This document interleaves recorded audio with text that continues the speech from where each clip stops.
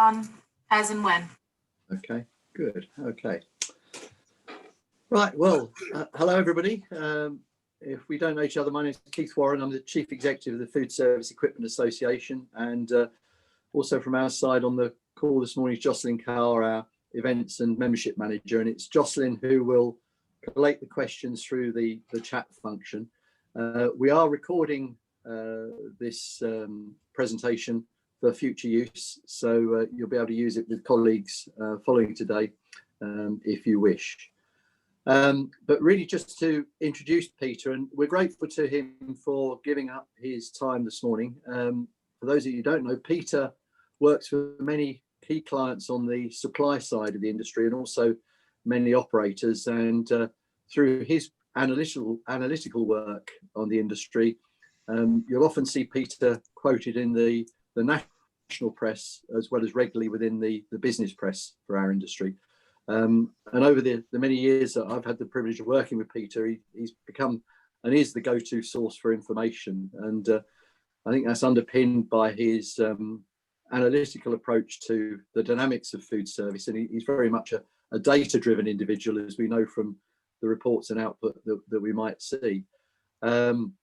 So his regular updates, I know, have been used by many of us to keep a finger on the pulse of the world of food service in these dynamic times, and we've chosen now to ask Peter to speak following a number of conversations over the last 6 and 8 months as the pandemic has developed and evolved, and we feel that now is exactly the right time, in that there is some moderation of stability and understanding for Peter to be able to give us an update on what's happened to the industry since this started and where it may go in the future. So thanks for joining us today, Peter. And if I may, I'll hand over to you to run through your presentation. Thank you. Thank you very much, Keith. And thank you everybody for joining in today. Keith, thank you for your very kind words. I hope I'll be able to live up to at least some of them. I'd also add, because I'm bound to forget it later on, that Keith sort of alluded to my weekly briefing report. If you want a copy of it and you don't get it, then just please send me an email, or you can find me on LinkedIn. And I'll be delighted to provide you, put you on the list. And also, I've now launched a premium briefing version, and I can provide you with details of that as well. Anyway, that's the sales pitch out of the way. Let me just tell you very briefly about myself to sort of add on to what Keith said. I work in the food service industry. I have done for many years. I work across all sectors, so from Wormwood Scrubs to the Ritz and the supply chain, which I characterize as from farm to fork, but I guess from you it will be from the stainless steel factory to the fork. I work with operators, I work with investors, and I work with suppliers across the piece. I tend to work with people who've got a longer-term strategic view, but I do a lot of very short-term stuff as well. And within the last few months, I have been working with companies to provide them with a monthly update on what's happening. So what I want to do is just say, just to find out what lessons we can learn from the past, and then sort of move on to where the market may be going. I'm going to start off, though, with my conclusions, and that is that there is stability and growth in the sector.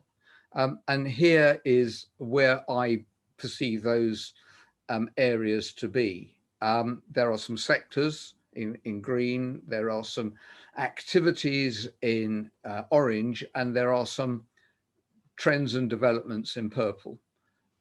I'll come back to these later on, but that is the end point that I want to get to. So if we look at where food service was on the edge of COVID, so here we are, mid-March 2020. The market had this shape. This is in terms of food purchases. I recognize that you're not in food purchases, but I don't monitor equipment to the same extent that I do food. So this will have to stand instead. The purple is a group business, the green is independent business, and the little yellow boxes at the top show the growth between 2018 and 2019. The overall picture is of not real growth. QSR are the largest market in terms of food purchases, although when it comes to sales to consumers, restaurants are significantly larger. Pubs are also larger.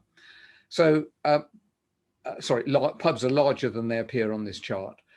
So that was the shape of the market. And as for the dynamics, this is based on my tracker, which tracks a whole variety of different trackers in the market: the PMI Services Index, the Coffer Peach Index, the ASDA Consumer Tracker, and so on. And I put them all together.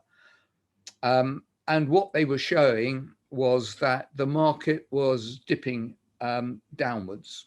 It had been doing this for quite a long time. So it's not as if we stepped off an upwardly moving lift in March.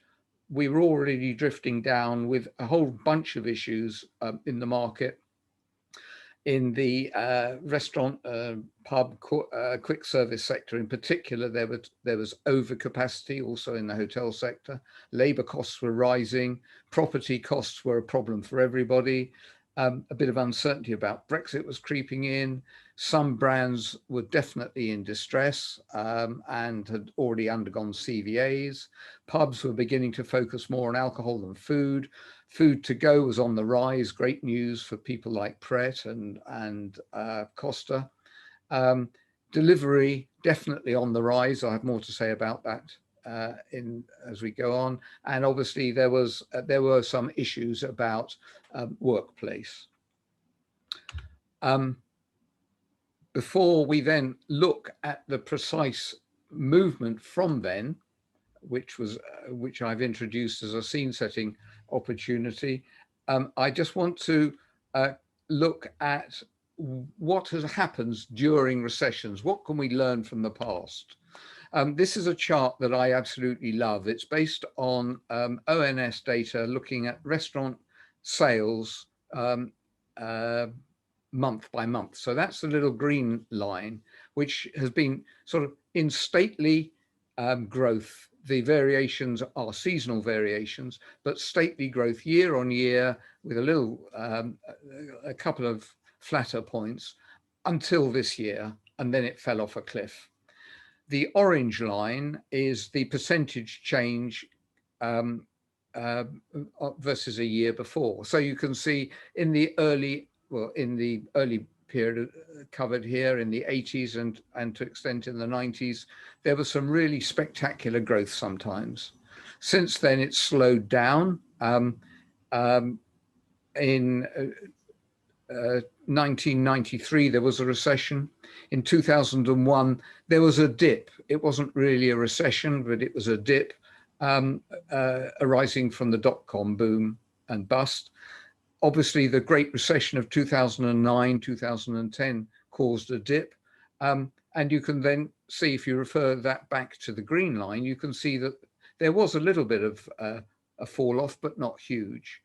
And certainly not to the same level that we have seen in 2020. And this goes up to Q2 this year. The Q3 figures aren't out yet, but they will continue the decline. So a picture of long-term growth interspersed with some recessions. And what can we learn from the recessions? Well, typically people at the moment think about the Great Recession of 2009, 10, 11, depending on your perception. That was fueled in the food service sector partly by the decline in the financial market, and it led to private equity pouring money into the food service sector, fueling growth, leading to expansion and overexpansion and overcapacity.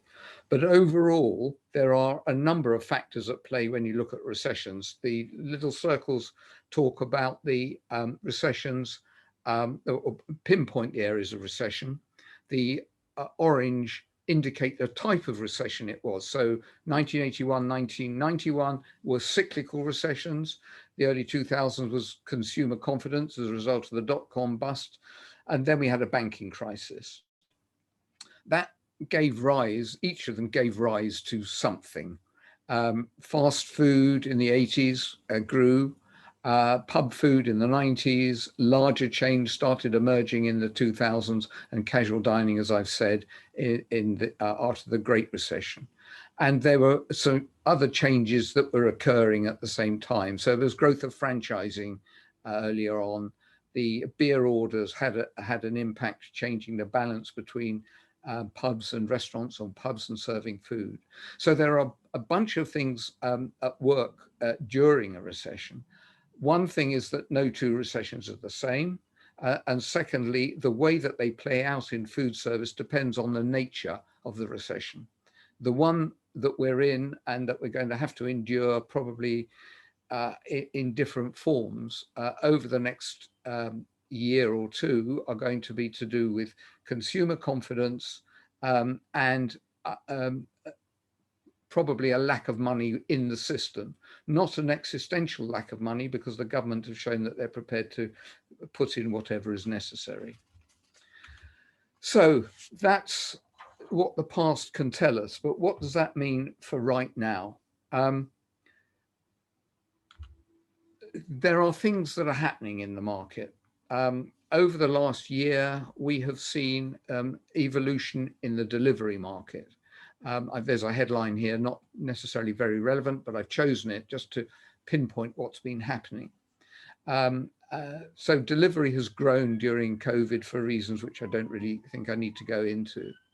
There have been technological changes in terms of the way that customers interact with the outlet where they go to serve food, in terms of table ordering, in terms of paying, in terms of finding out what's on the menu, in terms of choosing where to go, and so on. There's been an increase, obviously, in sanitization. Will that continue? I don't know, but it's got issues that affect everybody in the market. The bottom right-hand corner is meant to indicate the growth of online meetings, such as this one. They'd been around, but very few of us had participated. It's now looking that, amongst other things, it is going to change the nature of work, and I'll have more to say about that. And then finally, the bottom left is meant to indicate that during COVID, or one of the effects of COVID can be a loss of smell, or a severe dislocation of sense of smell. So you may be smelling roses, but actually what you can smell is rotten fish. It's a small effect, but it's affecting quite a lot of people, and it might just have some influence on the food that we eat. So the lesson from this is that consumer habits have changed and will probably continue to change as a result of COVID. So there are a number of things that are happening here. In figures, this is what the market looks like. This is footfall trends measured by the Huck index, which I've been following.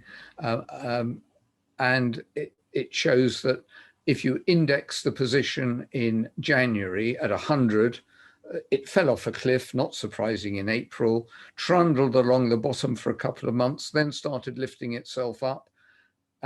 During the summer, we had the Eat Out to Help Out scheme, warm weather, people going on holiday, people feeling a little bit more relaxed about not being infected, and so on.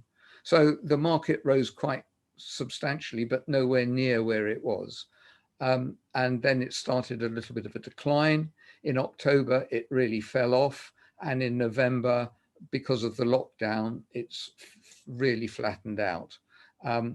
Obviously, when we reached the end of this particular lockdown on April the 2nd, there will be an increase, but it won't be really electrifying because of the restrictions that are being placed on the country. Over 90% of people will be, or areas will be affected by ongoing tier 2 and tier 3 systems. Most people will be affected by tier 2. The food service sector similarly. So I just want to go a little brief overview of each sector. I do it quite quickly, but so we get a sense of where we are. So restaurants have been through repeated lockdown. There's been an element of increased delivery and takeaway and click and collect. Quite a lot of restaurants have been mothballed. Some have been closed permanently, but we don't really know which they are until everybody is open and see who hasn't opened. Staff have been furloughed and are being re-furloughed. There's been a hold off on rents, and restaurants have been very concerned about keeping their teams and their customers on board. They're indebted. The quick service sector has had very limited dine-in. I mean, that tends to occur only in half of its turnover anyway, but that's been reduced. But a very large expansion overall in delivery and takeaway and click and collect. Pubs have been through repeated lockdown. At the moment, they're very angry about the situation. Many have been mothballed, similar to restaurants. And so what will happen in Christmas is going to be a crucial time because it's a very important trading period for them. At the same time, we've seen growth in delivery and an expansion in dark kitchens. A whole wall of money is going into dark kitchens at the moment. To me, it has the makings of a bit of a bubble. If and when the bubble gets pricked, delivery through dark kitchens will still exist, but it will be a bit smaller than prior to the bubble.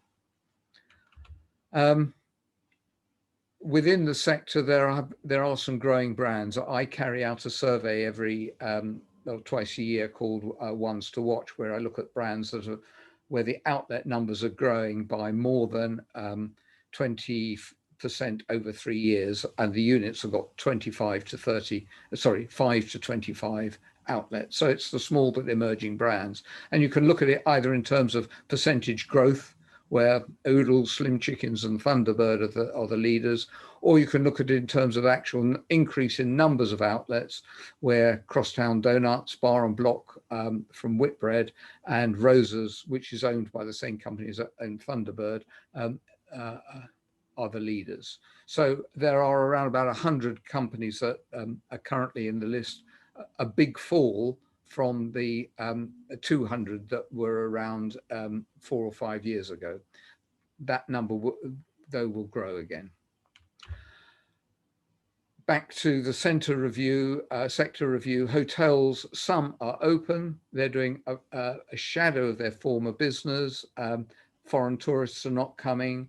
Brits were going out in the summer and staying in hotels, but overall, they're not serving much food. And of course, at Christmas, they're going to be suffering from no functions, no conferences, which has been a huge element of their F&B offer in past years. And the leisure sector, which covers everything from everything from airlines to theme parks, event catering, and so on. Most of these sites have not been allowed to reopen. Gyms are reopening, but they don't do an awful lot of food. And anything related to travel has really been suffering. Within the institutional sector, staff feeding has really suffered from the working from home evolution. Blue collar sites doing okay because the manufacturing economy is being okay, but working in offices, particularly in city centres and then particularly in London, has been way down. The rate at which this reopened depends on how the economy returns to work. which is a big topic that I won't have time to go into right now. And the long-term development of this market is going to depend on how working at home changes. But overall, the sector is going to be smaller. Healthcare has been trading more or less as usual through the COVID pandemic, although they haven't been serving visitors, and for a time they weren't serving workers, doctors and nurses and admin people either. And they will probably have access to a bit more cash. I mean, more money is being poured into the hospital sector, but not all of that, of course, will find its way into feeding. Care homes are also trading at reasonably high levels.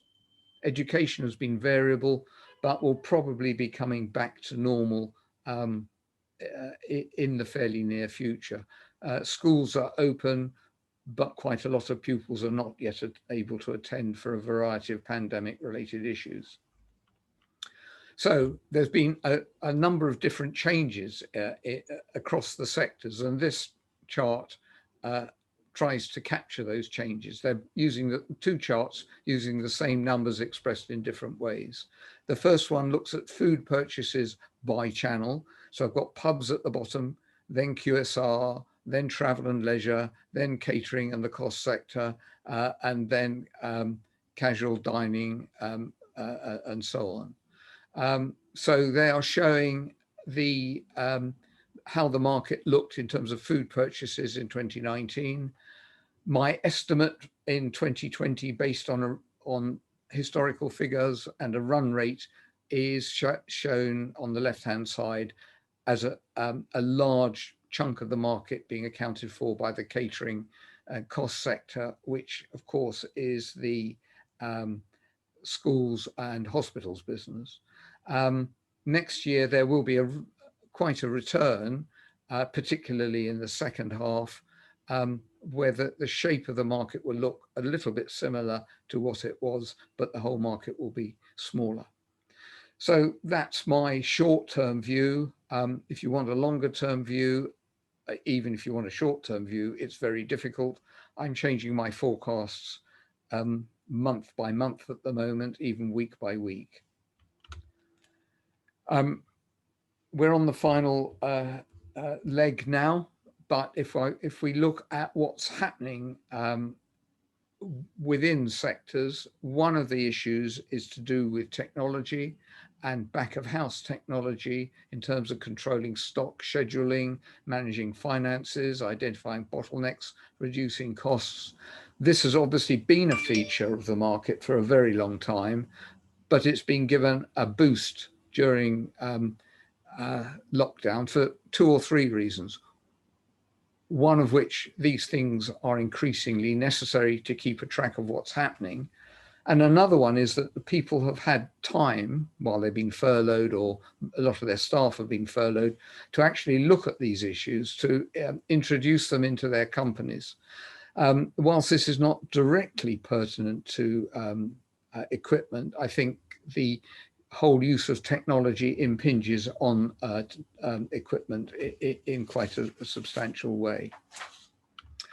And also, if you turn these things into front of house, there are issues about attracting customers, managing bookings, simplifying ordering, enhancing internal communications, both between staff and the back of house and staff while they're on furlough, and a whole range of other issues, and speeding up payment, enhancing the customer experience in general. So again, technology is taking a center place when it comes to the way that operations are thinking about their future. And there's been disruptions arising from this technology, which I would put in the court of delivery. And delivery disrupts relationships with customers. The relationship between the restaurant and the customer is totally disrupted by delivery, because often the restaurant doesn't know who the customer is anymore. but it's created new markets. For example, the increasing or the role of meal kits from restaurants, almost unknown 9 months ago, and it's now an important issue for companies like Corbin and King and Dishoom, as well as Pilgrim, Pizza Pilgrim, and smaller players. It's changing the way that customers relate to the food that they buy and eat. No longer do they see a ready meal as something that comes from the frozen cabinet in the retail outlet, but as something that comes from their favorite restaurant, for example. And it's changing operators' business models because it's changing the way that money flows and where it flows, with 25 or 30% of the cost that the customer is paying for the food going to a retailer, going to the aggregator, to the delivery operator, rather than the restaurant, is now changing the way that money flows into the restaurant, severely changing the way that operators feel and fueling their investment into dark kitchens. So what does all this feel like? Well, there have been some key themes, really. It's been a wrenching 9 months. Some customers are indebted, and customers being you and me and people out who spend money. Not all have been indebted. Some have actually increased the amount of money they've got because they haven't been paying for commuting, they haven't been paying for summer holidays, they haven't been paying for all sorts of things. Operators are indebted, and a lot of suppliers are indebted. So lack of money is becoming a commonplace throughout the sector. The infrastructure has been downgraded with closed outlets, with staff being sacked and so on. But the employment issue has been sorted in most cases because there's need for less employment.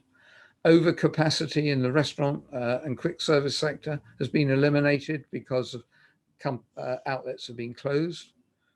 Property costs are being eased because landlords are being forced to take a slightly less restrictive view about how they charge their tenants. Delivery is on the rise. Working from home has been shown to work, and I haven't really mentioned it, but there's Brexit. So there's focus on cash, the focus on repairing balance sheets.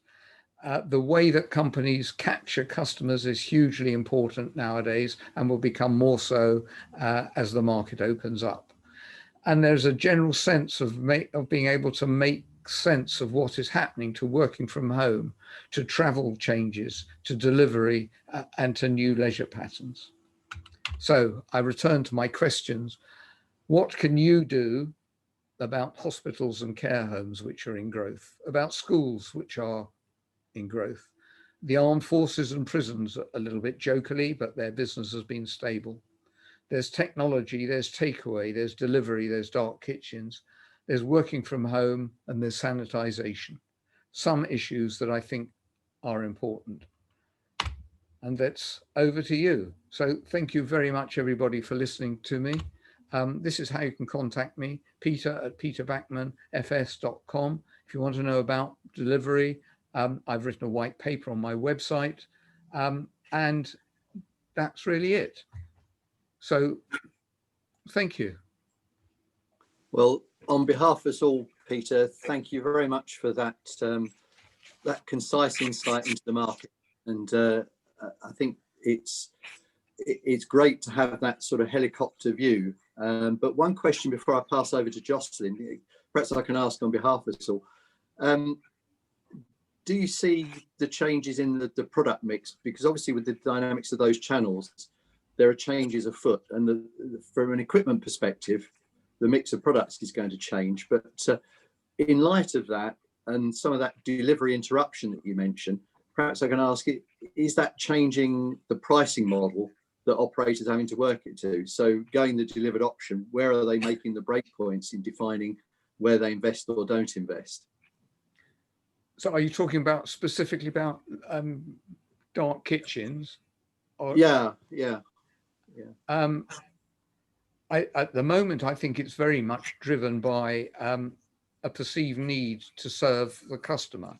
So dark kitchens, one of the things dark kitchens have to do is to be quite flexible in their layout, because although there may be a Wagamama dark kitchen, which I assume is going to be running for a long time, there are also a lot of smaller players or aggregator induced brands, so this is Deliveroo creating brands, where one week they'll be preparing chicken burgers and the next week it's sushi. So the equipment chain has got to be flexible. I can't say that money is no object, because that is definitely not the case, but there are practical operational issues, I think, which will drive the investment decision as much as the price will. Okay.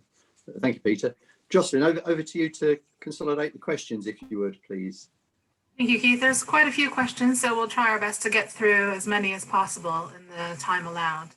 The first question is back to your slide regarding the pub brands. Were there certain pub brands that were focusing on alcohol? I know Green King did for a short while, then reversed their strategy to go back to food focus. Most pubs seem to be focusing on food, especially now. Yeah, well, certainly the switch. Okay, so you've got two types of pubs really. You've got pubs which are focused on alcohol. They serve a bit of food, but they're basically focused on alcohol. I'll put them to one side. And then you've got the so-called food-led pubs, which may get most of their revenue from alcohol, but they've got a big focus on food. They shift in terms of customer demand, in terms of perhaps some other issues as well. And right now, up to the summer, alcohol was increasingly in demand from pubs. What we're seeing now, though, and it's induced, I think, to a large degree by the lockdown and by the tier restrictions, there's been a focus on more on having to serve food rather than alcohol. If you've got to kick your people out at 10 o'clock at night, you're going to find it difficult to attract people in to just drink. I know it's now 11, but it was 10. But you can serve them food from 7:30 until 10 quite happily. So it's made practical sense to focus more on food. I think that's a simple answer to quite a complicated question. Thank you, Peter. The next question is really two questions in one. With the squeeze on revenues in restaurants, pubs, and hotels, do you see these companies looking at new technologies as a must-have or a nice-to-have? Will there be a massive push? I'm sorry, the second part of the question. Okay. Will there be a massive push for bringing in new platforms into the business in 2021? Sorry, my phone buzzed just at the... Can you repeat that question? Sure. The second part of the question is, will there be a massive push for bringing new platforms into the business in 2021? One of the problems of the current situation is that it's incredibly difficult to tease out what's happening. So there are longer term trends, there are COVID-induced trends, and there are immediate COVID related trends, and trying to make sense of all that is very difficult. But what I sense is that technology has become more important generally through COVID, and that is definitely going to continue. It's going to, it helps companies, or it will continue, particularly when it helps companies communicate with their customers and become operationally efficient. I'm not pointing my finger at any particular platform or type of technology, because I think those are general trends which we will see being implemented and played out over the coming months. Will there be new platforms? Undoubtedly, yes. Will they be important? I don't know. But a major player that I haven't mentioned that is sort of circling this whole sector in various ways is Amazon. They may bring about big changes in the sector, depending on how they decide and if they decide to enter it in a big way. Wow. Okay, great. There are several questions regarding sustainable eating and sustainable equipment. I wonder if you could just comment generally speaking on sustainable eating and sustainable equipment after COVID-19. Well, sustainability as a topic suffers or is affected by the trends that I mentioned in my introduction to the last answer. And sustainability can be taken at two levels. One is business sustainability. Is the business going to exist? And the other one is the in terms of climate change and saving the world and that whole space. I'm assuming that that's what we're talking about. It will become, it was moving up the agenda until COVID. Then it took a back seat in most companies because, quite frankly, there were bigger fish to fry. That's not a pitch for the fish frying business, and certainly, but there were just more things to do. But I think that sustainability is going to come back because it was on a rise before. Climate change is going to become an increasingly important item from Joe Biden downwards. Things are going to affect the world. So that is going to drive sustainability. Whether it's going to make a big change in the next year, I don't know, or the next 5 years, I don't know. In 10 years, absolutely. So it depends what you're looking at and the timescale you're looking at it. Great, thank you. And then the next question is regarding the recessions. Thank you for your slide on the historical. The question is, do you see recovery from this recession being faster than historical recessions? The immediate recovery will be, yeah. I mean, you know, it's a very, very tight V that we're talking about. But the two arms of the V are not going to be the same. So the starting point was here. The finishing point will be here. And in between there will have been a recession. And from here on, we're going to grow, but slowly. My people question me on this. My best guess is that the eating out market won't be anywhere near where it was in 2019 until 2022, 23, 24. Yeah, yes, there will be an initial, and there is an initial very swift recovery, but longer term, it's going to be slow because the industry is undergoing change and it has been degraded in many respects. Unfortunately. Okay, the next question is, do we have a measure or an estimate as to how many restaurants and pubs have converted to offer a takeaway service? Well, the answer is quite a lot, but how many of them are committed to it or are going to see it as a main income stream in the longer term? Because there is only so much demand for takeaway and delivery. At the moment, it's been a godsend to many, many operators. In the longer term, there may just not be enough business to go round to make it worthwhile for everybody. So there has been a big shift to delivery. Practically every quick service outlet is now doing delivery. Of course, not all of them were before. There is within the restaurant sector, there has been a large increase, but you need to bear in mind that, and depending on how you look at the numbers, probably about a fifth, a quarter of outlets are currently closed. So they obviously haven't shifted to delivery. It's a complicated answer. I do a lot of work in the delivery space, and I don't have the proper answer to that question yet. Thank you. Next is related to PPE. Do you have an idea of how much has been spent on the sector by PPE and making venues COVID safe? No. Okay. And look, I can make a guess, but the answer is no. And of course, a lot of PPE demand will disappear in a year's time. Hopefully, we won't be talking about it. There will be demand for sanitization chemicals, absolutely, and dispensing, probably. But beyond that, the amount that's been spent up till now is historical, I think.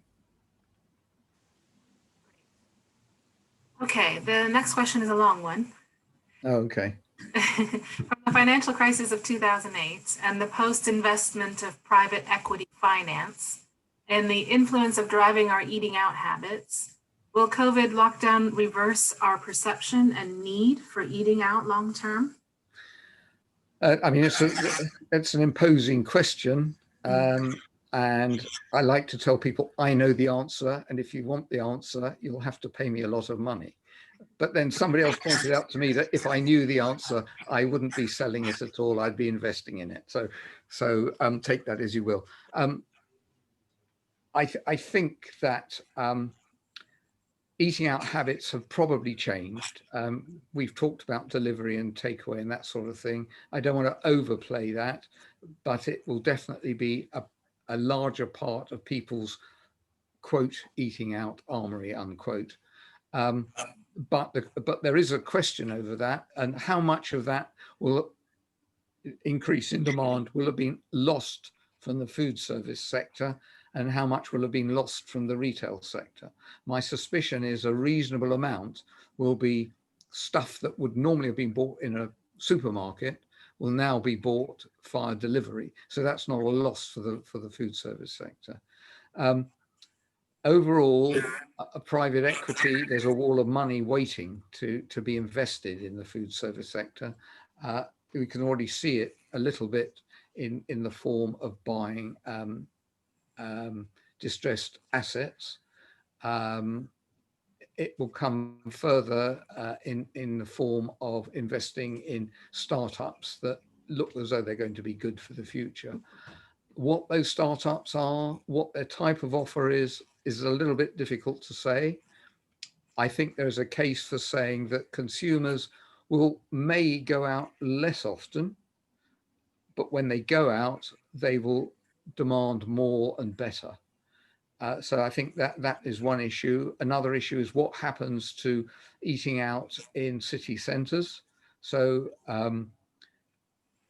pret-a-manger, a poster child example of what can happen if you're in the right place at one time and in the wrong place only a month later. Their city centre business has been suffering from the fact that there is nobody around.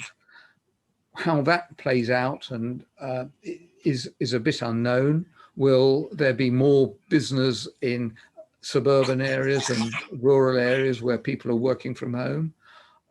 Will there be enough business around to support the infrastructure that we've got in city centres? I don't know. There's still a lot of unknowns. I'm not normally this uncertain about the future, but right now I think it's a little bit foolhardy to be dogmatic. Thank you. Thank you, Peter. That's all we have time for questions today. I'll give it over to Keith now for any additional comments. Okay. Yeah, I'll pull it to a close and thank you again, Peter, for taking those questions. I think something to pull out of today, and it's by looking back we can look forward. And I think it's interesting the sectors that came out stronger as a result of the previous recessions. And I think for me and for our industry, that's one of the most important facets of what you've been able to present, because I think it enables us to look forward to, from the figures you've given, when the recovery is going to start kicking in what form it might be, and actually then what it means for the equipment sector. And I think the channel hopping that's going to need to go on, and I think also the adaptability of the equipment to meet the needs of those new channels of delivery are going to be critical. And I think also linked to that, that connectivity issue to reduce labour and operational costs and increase the efficiency of sites is going to be a critical factor. So thank you for that. what I would say to everybody, and we'll put around a note after today's presentation, if you have any other questions, please put them directly to Peter. Peter, will we be able to circulate your slides to the group? Yes. Yeah, okay, thank you. So we'll have copies of those across to you, which I know will help you all in terms of your scenario planning. And it really leaves me just to say a final thank you to all of you for joining us today, to Jocelyn for coordinating the meeting and the questions, and finally, Peter, thank you very much. It's been a very valuable 50 minutes. Thank you for your input and time in putting the presentation together. All the best. Thank you, everybody, and have a good day. Bye-bye. Thank you. Goodbye.